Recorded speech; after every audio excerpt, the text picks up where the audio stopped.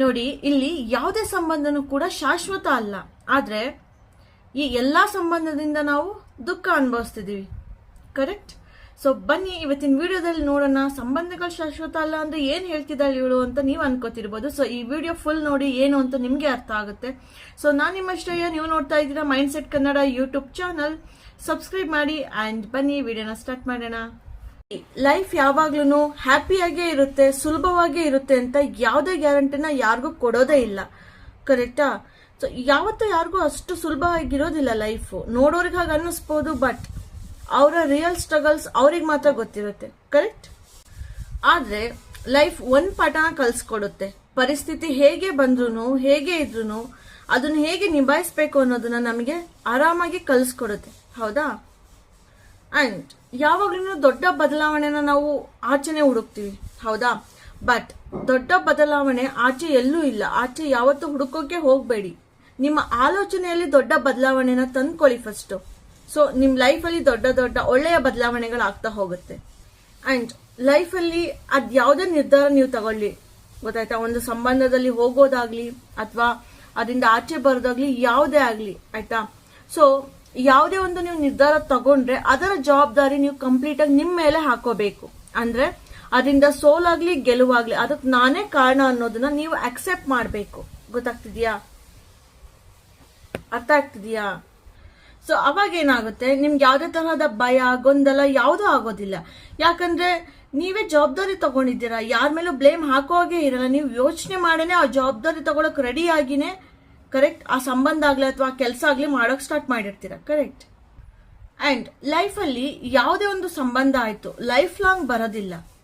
ಹೌದಾ? ಕೆಲವೊಂದು ಸಂಬಂಧಗಳು ನಮ್ಮನ್ನ ಒಳ್ಳೆಯ ತಿರುವಿಗೆ ತಂದು ಬಿಡೋದಕ್ಕೆ ಮಾತ್ರ ಬಂದಿರ್ತವೆ. ಕರೆಕ್ಟ್? ಸೊ ಒಂದು ಒಳ್ಳೆ ದಾರಿಯ ತಿರುವು ನಾವು ಹುಡುಕೋದಕ್ಕೆ ಕಷ್ಟ ಆಗಿರುತ್ತೆ ಲೈಫಲ್ಲಿ. ಸೊ ಅದನ್ನ ತೋರ್ಸೋದಕ್ಕೆ ಮಾತ್ರ ಕೆಲವೊಂದು ಸಂಬಂಧಗಳು ಬಂದಿರ್ತವೆ. ಸೊ ಅಲ್ಲಿವರೆಗೂ ನಮ್ಮನ್ನ ತಲುಪಿಸೋದ್ಮೇಲೆ ಅವರ ಕರ್ತವ್ಯಗಳು ಮುಗ್ದಿರುತ್ತೆ. ಹಾಗಾಗಿ ನಮ್ಮ ಲೈಫ್ ಇಂದ ದೂರ ಆಗ್ತಾರೆ. ಅರ್ಥ ಆಗ್ತಿದ್ಯಾ? ಸೊ ಅದಕ್ಕೆ ಹೇಳೋದು, ಲೈಫು ಬೀಳ್ಬಿಡಿ ಅಂತ ಯಾರಿಗೂ ಯಾವತ್ತೂ ಹೇಳೋದಿಲ್ಲ, ತಡೆಯೋದು ಇಲ್ಲ. ಆದ್ರೆ ಬಿದ್ಮೇಲೆ ಹೇಗ್ ಮೇಲೆ ಎದೊಳ್ಬೇಕು ಅನ್ನೋದನ್ನ ಲೈಫ್ ಯಾವಾಗ್ಲೂ ತೋರಿಸ್ಕೊಡುತ್ತೆ ನಮ್ಗೆ. ಹೌದು ತಾನೆ? ಈ ಅನುಭವ ನಿಮ್ಗೂ ಆಗಿರ್ಬೇಕಲ್ವಾ? ಓಕೆ, ಹಾಗಿದ್ರೆ ಸಂಬಂಧ ಅಂದ್ರೆ ಏನು ಅಂತ ತಿಳ್ಕೊಳ್ಳೋಣ ಇವಾಗ. ಸಂಬಂಧ ಅಂದ್ರೆ ಪ್ರೀತಿ, ನಂಬಿಕೆ, ಕಾಳಜಿ ಮತ್ತೆ ಒಬ್ರನ್ನೊಬ್ರು ಅರ್ಥ ಮಾಡ್ಕೊಳ್ಳೋದೇ ನಿಜವಾದ ಸಂಬಂಧ. ಹೌದಾ? ಸೊ ಇದೆಲ್ರಿಗೂ ಮೊದಲಿಂದ ತಿಳಿದು ಬಂದಿರೋ ಅಂತಹದ್ದು ಈ ವಿಷಯ. ಕರೆಕ್ಟ್? ಸಂಬಂಧ ಅಂದ್ರೆ ಹಲವು ರೀತಿಗಳಿದಾವೆ. ಒಂದೇ ರೀತಿಯ ಸಂಬಂಧ ಅಂತ ನಾವು ಹೇಳಕ್ಕಾಗಲ್ಲ. ಈಗ ಕಪಲ್ಸ್ ಅಂದ್ರೆ ಅಷ್ಟೇನ ಸಂಬಂಧ, ಇನ್ ಅಪ್ಪ ಅಮ್ಮ ಅನ್ನೋದೊಂದು ಸಂಬಂಧ, ಸಹೋದ್ಯೋಗಿಗಳು ಅನ್ನೋದು ಸಂಬಂಧ, ಕಲೀಗ್ಸ್ಗಳು, ಫ್ರೆಂಡ್ಸ್ ಅನ್ನೋದು ಸಂಬಂಧ. ಸೊ ಪ್ರತಿಯೊಂದು ಸಂಬಂಧನೂ ನಮ್ಮ ಜೀವನದ ಪ್ರತಿಯೊಂದು ಹಂತದಲ್ಲೂ ಒಂದೊಂದೇ ಬರ್ತಾ ಹೋಗ್ತವೆ. ಹೌದಾ? ಅಂಡ್ ಅವೆಲ್ಲ ನಮ್ಮ ಜೀವನದಲ್ಲಿ ಮುಖ್ಯ ಪಾತ್ರ ಕೂಡ ವಹಿಸ್ತವೆ. ಹೌದಾ? ಹಾಗಾದ್ರೆ ಸಂಬಂಧ ಯಾಕೆ ಶಾಶ್ವತ ಅಲ್ಲ? ಸೊ ಅದಕ್ಕೆ ರೀಸನ್ಗಳು ಇಲ್ಲಿದೆ. ಮೊದಲನೇದು, ಮಾನವ ಬದಲಾವಣೆ ಆಗ್ತಾನೆ. ಹೌದಾ? ಮನುಷ್ಯರು ಎಲ್ಲರೂ ಬದಲಾಗ್ತಾರೆ. ಕರೆಕ್ಟಾ? ನಮ್ಗೆಲ್ಲ ಗೊತ್ತಿರೋ ಹಾಗೆ ಜನಗಳು ಸಮಯದ ಜೊತೆ ಬದಲಾಗ್ತಾರೆ. ಹೌದಲ್ವಾ? ಅವಾಗೇನಾಗುತ್ತೆ, ನಮ್ಮ ಆಲೋಚನೆಗಳು ಬದಲಾಗ್ತಿರ್ತವೆ, ನಮ್ಮ ಆದರ್ಶಗಳು ಕೂಡ ಬದಲಾಗ್ತಿರ್ತವೆ. ಹೌದಾ? ಅದ್ರ ಜೊತೆಗೆ ನಮ್ಮ ಜೀವನದಲ್ಲಿ ಪ್ರಯಾರಿಟೀಸ್, ಪ್ರಾಮುಖ್ಯತೆಗಳು ಕೂಡ ಬದಲಾಗ್ತವೆ. ಅಂಡ್ ಬದಲಾವಣೆ ಜಗದ ನಿಯಮ ಕೂಡ. ಕರೆಕ್ಟ್?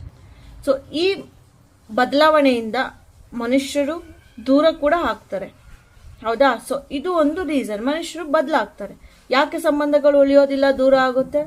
ನಾವು ಬದಲಾಗ್ತೀವಿ, ಜನಗಳು. ಹೌದಾ? ನೆಕ್ಸ್ಟ್ ಏನ್ ರೀಸನ್ ಇರ್ಬೋದು?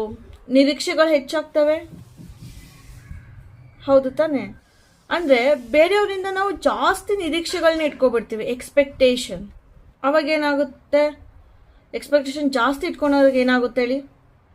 ಅದು ಈಡೇರೋದಿಲ್ಲ. ಎಲ್ಲದೂ ಆಗ್ಬೇಕು ಅಂತ ಏನಾದ್ರು ರೂಲ್ಸ್ ಇದೆಯಾ? ಇಲ್ಲ. ಸೊ ಇದರಿಂದ ಏನಾಗುತ್ತೆ, ನಮಗೆ ನೋವಾಗುತ್ತೆ. ಅಂಡ್ ಇದರಿಂದ ಸಂಬಂಧಗಳು ದುರ್ಬಲ ಆಗ್ತಾ ಬರ್ತವೆ. ಸೊ ಯಾವಾಗ ಸಂಬಂಧದಲ್ಲಿ ಬಿರುಕು ಆಗ್ತಾ ಬರುತ್ತೆ, ಖಂಡಿತವಾಗಿ ಅದು ಜಾಸ್ತಿ ದಿನ ಉಳಿಯೋದಿಲ್ಲ. ಕರೆಕ್ಟ್? ನೆಕ್ಸ್ಟ್ ಏನ್ ರೀಸನ್ ಇರ್ಬೋದು? ಸಂವಹನದ ಕೊರತೆ, ಅಂದ್ರೆ ಕಮ್ಯುನಿಕೇಶನ್ ಪ್ರಾಬ್ಲಮ್. ಒಬ್ರನ್ನೊಬ್ರು ಕರೆಕ್ಟಾಗಿ ಅರ್ಥ ಮಾಡ್ಕೊಂಡು ಒಬ್ರಿಗೊಬ್ರು ಕರೆಕ್ಟಾಗಿ ಮಾತಾಡಿದ್ರೆ ತಾನೇ ಅಲ್ಲಿ ಏನೇ ಒಂದು ಅಸಂಪ್ಷನ್ಸ್, ಕನ್ಫ್ಯೂಷನ್ಸ್ ಇದ್ರೆ ಸಾಲ್ವ್ ಆಗೋದು. ಒಂದು ಅಸಮಾಧಾನ ಇರ್ಬೋದು, ಒಂದು ಗೊಂದಲ ಇರ್ಬೋದು. ಸೊ ಇದು ಕೂಡ ಸಂಬಂಧಗಳನ್ನ ಮುರಿಯೋದಕ್ಕೆ ಕಾರಣ ಆಗುತ್ತೆ. ಯಾವಾಗ ಕಮ್ಯುನಿಕೇಶನ್ ಇರೋದಿಲ್ಲ ಕರೆಕ್ಟಾಗಿ, ಈ ಥರ ಆಗಿರುತ್ತಲ್ವಾ. ತುಂಬ ಜನ ಇದನ್ನ ಎಕ್ಸ್ಪೀರಿಯನ್ಸ್ ಮಾಡಿರ್ತೀರ. ನೆಕ್ಸ್ಟು, ಸಮಯ ಮತ್ತು ಪರಿಸ್ಥಿತಿಗಳಿಂದ ಕೂಡ ಸಂಬಂಧಗಳು ಹಾಳಾಗ್ತವೆ. ಒಂದು ಕೆಲಸಗಳಿಂದ ಅಥವಾ ಈ ಬೇರೆ ಬೇರೆ ಕಡೆ ವರ್ಗಾವಣೆಗಳು ಆಗೋದ್ರಿಂದ ಕೂಡ, ಆ್ಯಂಡ್ ಇನ್ನೊಂದು ರೆಸ್ಪಾನ್ಸಿಬಿಲಿಟಿ ಮತ್ತು ಒತ್ತಡದಿಂದ ಕೂಡ ಸಂಬಂಧಗಳು ದೂರ ಆಗ್ತವೆ. ವರ್ಗಾವಣೆ, ಸ್ಥಳಾಂತರ, ಮೂವ್ ಆನ್ ಅಂದರೆ ಕೆಲಸದಾಗ ಬೇರೆ ಕಡೆ ಹಾಕಿದ್ರು ಅಂದರೆ ಅಲ್ಲಿ ಸ್ವಲ್ಪ ಅಂಡರ್ಸ್ಟ್ಯಾಂಡಿಂಗ್ ಕಡಿಮೆ ಆಗ್ತಾ ಬರಬಹುದು ಅಲ್ವಾ. ಸೊ ಈ ಥರ ಹಲವಾರು ರೀಸನ್ ಇದೆ ಸಂಬಂಧಗಳು ದೂರ ಆಗೋದಕ್ಕೆ, ಸಂಬಂಧ ಉಳಿದಲೇ ಇರೋದಕ್ಕೆ. ಹಾಗಿದ್ರೆ ಈ ಥರ ಸಂಬಂಧ ಹಾಳಾದಾಗ ಏನು ಮಾಡಬೇಕು? ಮೊದಲು ಅದನ್ನು ಸ್ವೀಕರಿಸಿ. ಅಂದರೆ ಪ್ರತಿ ಸಂಬಂಧನೂ ಶಾಶ್ವತ ಅಲ್ಲ ಅನ್ನೋದನ್ನ ಫಸ್ಟ್ ಒಪ್ಕೋಬೇಕು ನೀವು. ಆ್ಯಂಡ್ ಪಾಠ ಕಲೀರಿ. ಪ್ರತಿಯೊಬ್ಬರು ಕೂಡ, ಪ್ರತಿ ಸಂಬಂಧ ಕೂಡ ಲೈಫಲ್ಲಿ ನಮಗೆ ಪಾಠ ಕಲಿಸಿರುತ್ತೆ, one or other way. Obviously ಕಲಿಸುತ್ತೆ, ಎಲ್ಲರೂ ಒಪ್ಕೋತೀರಲ್ವಾ ಇದನ್ನ. ಸೊ ಪಾಠ ಕಲೀರಿ ನೆಕ್ಸ್ಟು. ಆ್ಯಂಡ್ ಎಲ್ಲದಕ್ಕಿಂತ ಹೆಚ್ಚಾಗಿ ಮೂವ್ ಆನ್ ಆಗಬೇಕು, ಮುಂದೆ ಹೋಗಬೇಕು ಲೈಫಲ್ಲಿ. ಹಿಂದಿನವನೇ ಇಟ್ಕೊಂಡು ಎಷ್ಟು ದಿನ ಅಂತ ಕೊರಗ್ತೀರಾ, ಎಷ್ಟು ದಿನ ಅಂತ ಲೈಫ್ನ ಹಾಳು ಮಾಡ್ಕೋತೀರಾ ಅಲ್ವಾ. ಆ್ಯಂಡ್ ನಮ್ಮ ಸಂತೋಷನ ಇನ್ನೊಬ್ಬರ ಮೇಲೆ ಅವಲಂಬನೆ ಮಾಡಬಾರದು. ಗೊತ್ತಾಗ್ತಿದ್ಯಾ? ಸಂಬಂಧಗಳು ಮುರಿದು ಬಿದ್ದಾಗ ಸ್ವೀಕರಿಸಿ, ಪಾಠ ಕಲೀರಿ, ಮೂವ್ ಆನ್ ಆಗಿ, ಹಾಗೂ ನಿಮ್ಮ ಸಂತೋಷನ ಯಾರ ಮೇಲೂ ಡಿಪೆಂಡ್ ಮಾಡಲೇಬೇಡಿ. ಓಕೆ, ಹಾಗಿದ್ರೆ ಸಂಬಂಧಕ್ಕೆ ಯಾವುದೇ ಒಂದು ಮಹತ್ವನೇ ಇಲ್ವಾ ಲೈಫಲ್ಲಿ ಅಂತ ಅಂದ್ಕೊಂಡ್ರೆ ಇದೆ. ಸಂಬಂಧಗಳು ಶಾಶ್ವತ ಅಲ್ಲದೆ ಇರ್ಬೋದು, ಆದರೆ ಅವುಗಳ ಮೌಲ್ಯ ಅಪಾರವಾಗಿರುತ್ತೆ ನಮ್ಮ ಲೈಫಲ್ಲಿ. ಕರೆಕ್ಟಾ? ಒಳ್ಳೆ ಸಂಬಂಧಗಳು ಸಿಕ್ಕರೆ ಜೀವನ ಎಷ್ಟು ಸುಂದರ ಆಗುತ್ತಲ್ವಾ. ಟೈಮ್ ಹೋಗೋದೇ ಗೊತ್ತಾಗೋದಿಲ್ಲ ನಮಗೆ ಒಳ್ಳೆ ಪಾರ್ಟ್ನರ್ ಸಿಕ್ಕಿದಾಗ. ಅನುಭವ ಆಗಿರುತ್ತೆ ಅಲ್ವಾ. ಆ್ಯಂಡ್ ನಾವು ಲೈಫಲ್ಲಿ ಕೂಡ ಗ್ರೋ ಆಗ್ತೀವಿ. ಸೊ ಅದು ಕೂಡ ನಮ್ಗೆ ಎಕ್ಸ್ಪೀರಿಯನ್ಸ್ ಆಗುತ್ತೆ. ಲೈಫಲ್ಲಿ ತುಂಬ ಮುಂದೆ ಬರ್ತೀವಿ. ಯಾಕೆ ಹೇಳಿ? ನಮ್ಮ ಸಂಬಂಧ ಅಷ್ಟು ಚೆನ್ನಾಗಿರುತ್ತೆ, ಅಂತ ಒಳ್ಳೆ ಪಾರ್ಟ್ನರ್ ಸಿಕ್ಕಿರ್ತಾರೆ, ರೈಟ್? ಆ್ಯಂಡ್ ನಮ್ಮನ್ನು ಯಾವುದಕ್ಕೂ ಬಲವಂತ ಪಡಿಸೋದಿಲ್ಲ, ರೈಟ್? ಒಳ್ಳೆ ಸಂಬಂಧ ಸಿಕ್ಕಿದ್ರೆ ಯಾವುದೇ ತರಹದ ನಮಗೆ ಫೋರ್ಸ್ ಮಾಡೋರು ಇರೋದಿಲ್ಲ ಅವರು, ರೈಟ್? ನಮ್ಮನ್ನು ಹೆಚ್ಚಾಗಿ ಪ್ರೀತಿಸ್ತಾರೆ, ಗೌರವಿಸ್ತಾರೆ, ನಮ್ಮ ಗ್ರೋತಲ್ಲಿ ಹೆಲ್ಪ್ ಮಾಡ್ತಾರೆ. ಸೊ ಒಳ್ಳೆ ಸಂಬಂಧಗಳು ಸಿಕ್ಕರೆ ಸೊ ಅದು ಅತ್ಯಮೂಲ್ಯವಾದದ್ದು. ಆದರೆ ಆ ಸಂಬಂಧ ಯಾವುದೇ ರೀಸನ್ನಿಂದ ಬ್ರೇಕ್ ಆದರೆ ಸೊ ಲೈಫಲ್ಲಿ ಯಾವುದು ಪರ್ಮನೆಂಟ್ ಇಲ್ಲ ಅನ್ನೋದು ನೀವು ಅರ್ಥ ಮಾಡ್ಕೋಬೇಕು. ನಾವು ಕೂಡ ಪರ್ಮನೆಂಟ್ ಇಲ್ಲ ಅಲ್ವಾ. ಸೊ ಯಾವ ಸಂಬಂಧ ಕೂಡ ಪರ್ಮನೆಂಟ್ ಅಲ್ಲ. ಅಂದರೆ ಬಿಟ್ಟು ಹೋಗ್ಬೋದು, ಕೆಲವೊಬ್ರು ಸತ್ತು ಹೋಗ್ಬೋದು, ರೈಟ್? ಯಾವುದೋ ಒಂದು ರೀಸನಲ್ಲಿ ನಮ್ಮ ಜೊತೆ ಇದ್ದವರು ನಮ್ಮನ್ನು ಲೈಫಲ್ಲಿ ಯಾವುದಾದ್ರೂ ಒಂದು ಹಂತದಲ್ಲಿ ಬಿಟ್ಟು ಹೋಗೇ ಹೋಗ್ತಾರೆ, ಕರೆಕ್ಟ್ ತಾನೆ? ಸೊ ಬದಲಾವಣೆನೇ ಜಗದ ನಿಯಮ ಅನ್ನೋದನ್ನ ಅರ್ಥ ಮಾಡ್ಕೊಳ್ಳಿ. ಯಾವುದು ಶಾಶ್ವತ ಅಲ್ಲ ಈ ಭೂಮಿ ಮೇಲೆ ಅನ್ನೋದನ್ನ ತಿಳ್ಕೊಳ್ಳಿ. ಹಾಗೇನೆ ಸಂಬಂಧಗಳು ಶಾಶ್ವತ ಇರೋದಿಲ್ಲ, ಆದರೆ ನೆನಪುಗಳು ಶಾಶ್ವತ ತಾನೆ. ಸೊ ಆದಷ್ಟು ಒಳ್ಳೆಯ ಮೆಮೊರೀಸ್ನ ಮಾಡ್ಕೊಳ್ಳಿ.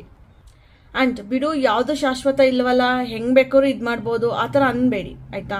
ಒಂದು ಸಂಬಂಧದಲ್ಲಿ ನೀವಿದ್ರೆ ಅದಕ್ಕೆ ಗೌರವ ಕೊಡಿ, ಅದರಲ್ಲಿ ಹೆಚ್ಚು ಪ್ರೀತಿಯಿಂದ ಇರೋದಕ್ಕೆ ಪ್ರಯತ್ನ ಪಡಿ.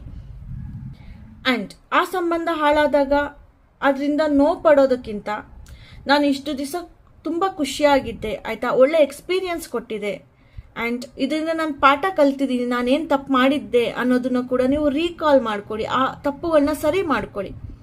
ಗೊತ್ತಾಗ್ತಿದ್ಯಾ? ಸೊ ಸಂಬಂಧದಲ್ಲಿದ್ದಾಗ ಯಾವುದೇ ತರಹದ ನಾಟಕ ಬೇಡ, ಜೆನ್ಯೂನ್ ಆಗಿರಿ, ರೈಟ್? ಆದರೂ ಅದು ಉಳಿಲಿಲ್ಲ ಅಂದರೆ ಅದರಿಂದ ಪಾಠ ಕಲ್ತಂಗೆ ಆಗುತ್ತೆ ನೀವು, ಹೌದಾ? ಅಟ್ಲೀಸ್ಟ್ ನೀವು ಅದರಲ್ಲಿ ಪ್ರಾಂಪ್ಟಾಗಿದ್ರಿ ಅನ್ನೋದು ಸಮಾಧಾನ ನಿಮಗೆ ಯಾವಾಗಲೂ ಲೈಫ್ ಲಾಂಗ್ ಇದ್ದೇ ಇರುತ್ತೆ. ನೀವು ಕಳೆದಿರುವಂಥ ಒಳ್ಳೆ ಕ್ಷಣಗಳನ್ನ ನೆನಪು ಮಾಡ್ಕೊಳ್ಳಿ ಯಾವುದೇ ಸಂಬಂಧ ಮುರಿದಾಗ, ಅಲ್ವಾ? ಕೆಟ್ಟ ಕ್ಷಣಗಳು ಇದ್ದೇ ಇರುತ್ತೆ, ಬಟ್ ನೀವು ಯಾವಾಗ ಒಳ್ಳೆ ಕ್ಷಣಗಳನ್ನ ನೀವು ಜಾಸ್ತಿ ನೆನೆಸ್ಕೋತೀರಾ, ರೈಟ್? ನಿಮಗೆ ಯಾವುದೇ ತರಹದ ಮನಸ್ಸಿಗೆ ನೋವಾಗೋದಿಲ್ಲ, ಆ್ಯಂಡ್ ನೀವು ಲೈಫಲ್ಲಿ ಮೂವ್ ಆನ್ ಆಗೋದಕ್ಕೆ ತುಂಬ ಹೆಲ್ಪ್ ಮಾಡುತ್ತೆ ಅದು. ಗೊತ್ತಾಗ್ತಿದೆಯಾ? ಸೊ ಅದಕ್ಕೆ ಹೇಳೋದು, ಯಾರು ಶಾಶ್ವತ ಅಲ್ಲ, ಬರೀ ನೆನಪುಗಳು ಮಾತ್ರ ಶಾಶ್ವತ ಇರುತ್ತೆ. ಆ್ಯಂಡ್ ಅದರಲ್ಲಿ ನಾವು ಚೂಸ್ ಮಾಡಬೇಕು, ಒಳ್ಳೆ ನೆನಪನ್ನ ನಮಗೆ ತಗೋತೀವ ನಾವು, ಅಥವಾ ನಾವು ಕೆಟ್ಟ ನೆನಪನ್ನ ಇಟ್ಕೋತೀವ ಅಂತ ಅಂದ್ಬಿಟ್ಟು, ಓಕೆನಾ? ಸೊ ಕೊನೆಯದಾಗಿ ಹೇಳಬೇಕಂದ್ರೆ, ಈ ಲೈಫೇ ಒಂದು ಜರ್ನಿ ಅಲ್ವಾ, ಜೀವನ ಒಂದು ಪಯಣ. ಓಕೆ, ಜನಗಳು ಬರ್ತಾ ಇರ್ತಾರೆ, ಹೋಗ್ತಾ ಇರ್ತಾರೆ ಲೈಫಲ್ಲಿ. ಆದರೆ ಪ್ರತಿ ಸಂಬಂಧ ಕೂಡ ನಮಗೆ ಏನಾದರೂ ಒಂದು ಪಾಠನ ಕಲಿಸಿರುತ್ತೆ, ಕಲಿಸ್ಲೇಬೇಕು. ಪಾಠ ಕಲಿದ ಹೋದರೆ ಅದು ಹೇಗೆ ನಮ್ಮಿಂದ ಹೋಗೋಕ್ಕಾಗುತ್ತೆ ಅಲ್ವಾ? ರೈಟ್, ಬರೋ ಜನಗಳಿಂದ ಪಾಠ ಕಲಿತು ರೈಟ್, ಮುಂದೆ ಎಲ್ಲೋ ಒಂದು ಕಡೆ ಯಾರೋ ಒಬ್ರು ನಮಗೆ ಕರೆಕ್ಟಾಗಿರೋರು ಸಿಗ್ತಾರೆ. ಆ್ಯಂಡ್ ನಾವೇನು ತಪ್ಪು ಮಾಡಿದ್ವಿ ಹಿಂದೆ ಅದನ್ನು ನಾವು ಮಾಡಲ್ಲ, ಬಿಕಾಸ್ ಆಲ್ರೆಡಿ ಪಾಠ ಕಲ್ತಿರ್ತೀವಿ. ರೈಟ್, ಸೊ ಆವಾಗ ಮುಂದಿನ ಜೀವನ ತುಂಬ ಚೆನ್ನಾಗಿ ನಡೀತಾ ಹೋಗುತ್ತೆ.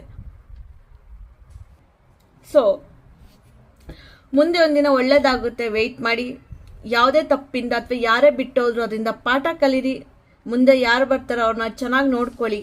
ರೈಟ್, ಲೈಫ್ ಆರಾಮಾಗಿ ಇರುತ್ತೆ, ಟೈಮ್ ಹೋಗೋದೇ ನಿಮಗೆ ಗೊತ್ತಾಗೋದಿಲ್ಲ. ಓಕೆ, ಸೊ ಓಕೆ, ಇಷ್ಟು ಹೇಳ್ತಾ ಇವತ್ತಿನ ವಿಡಿಯೋನ ನಾನು ಎಂಡ್ ಮಾಡ್ತಾ ಇದ್ದೀನಿ. ನಾನು ನಿಮ್ಮ ಶ್ರೇಯ, ನೀವು ನೋಡ್ತಾ ಇದ್ದೀರಾ mindset Kannada YouTube channel. So ಮತ್ತೆ ನೆಕ್ಸ್ಟ್ ವಿಡಿಯೋದಲ್ಲಿ ಸಿಗ್ತೀನಿ. ಸಬ್ಸ್ಕ್ರೈಬ್ ಮಾಡ್ಕೊಳ್ಳಿ ಆ್ಯಂಡ್ ಜಾಸ್ತಿ ಸಪೋರ್ಟ್ ಮಾಡಿ. So thank you all, bye, take care.